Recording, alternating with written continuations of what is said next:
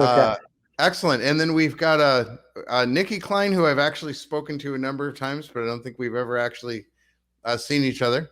Uh, uh, Nikki Klein holds a dear place in my heart in that I have never been happier to watch a character get shoved out of an airlock in my entire life. Nikki, why don't you tell us a little Luckily, I bit? don't take it personally. Honestly, if there were an Academy Award for getting shoved out of an airlock, I would nominate you in a moment. Why don't you tell us about who you are, how you got into Nexium, and how we ended up here today? This conversation wouldn't be happening if it weren't for me watching Scott Adams interview Nikki and going, yeah, no, I know this thing is bullshit, and I want to see what I can do to help. So I'll hand it to you for a minute here, and go ahead. Okay, thank you. So my name is Nikki Klein. I started my career as an actor. I was on the TV show Battlestar Galactica. I played Callie, and Troy was not a fan, which I'll just take as a compliment to my acting ability because we've since become friends. So I started taking classes with executive success programs in 2005. So I enjoyed them. I found them really transformative and enlightening, and just gained a lot of insight into my own process and became more clear on what I really wanted to do, not just what I thought I should do or what I could do, but really more clarity about what I wanted, what my values were. And the amazing thing is they have these tools that help you make choices that are more consistent with your higher values and overcome limiting beliefs.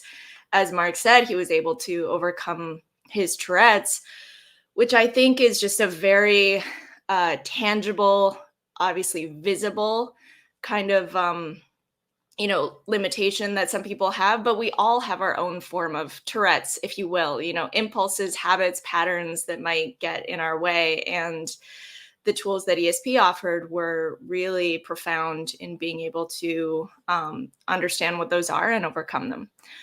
Over the years, I also co-founded a media company that analyzed news. It was called The Knife Media, and it was doing quite well and getting attention by people like Elon Musk and other people on Twitter who have quite a bit of influence. Unfortunately, when this whole Nexium is a sex cult story came out in the news, all the companies under the Nexium umbrella that were really just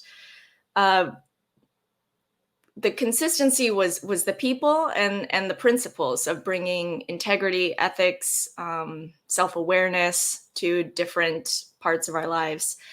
And so a lot of things got destroyed when this narrative came out in the news. And when it first started, we were quite naive in thinking this was just a PR problem.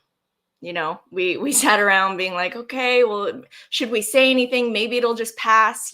Sometimes what's in the news one day is out the next. And obviously that was not the case. The people who are very negative about either their experience in Nexium or against the people, the leadership in it, they were quite committed to destroying it and to destroying the lives of the people in it and who started it. And it's very sad because it was an incredible community program, helped a lot of people, but the lies that they spread and the fear that they were able to instill in people who were either part of it or outside of it, it manifested in this narrative that snowballed out of control and eventually led to a criminal investigation and criminal indictments. So the last 4 or 5 years have been a crash course for me in the criminal justice system.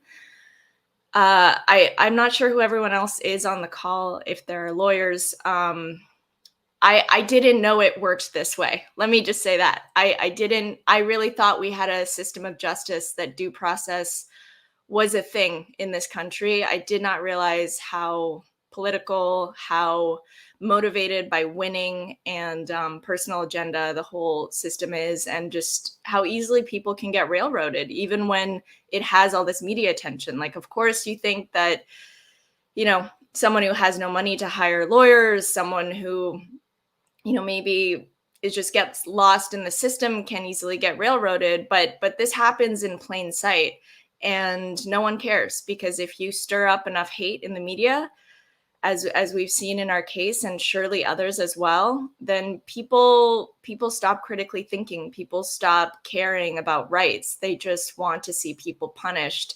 And I think it's a very deep social and societal issue. And our case specifically, something that Troy and I have talked a lot about is where women's agency falls in all of this, and how this idea of women's empowerment that seeks to burn men at the stake is very disempowering in reality, and the infantilization of women is really not helping move our cause forward or help women be taken seriously. So that's a major theme and something that I try to speak to a lot, and I hope that our case, as we bring more of the truth to light, can help with, because it's a problem.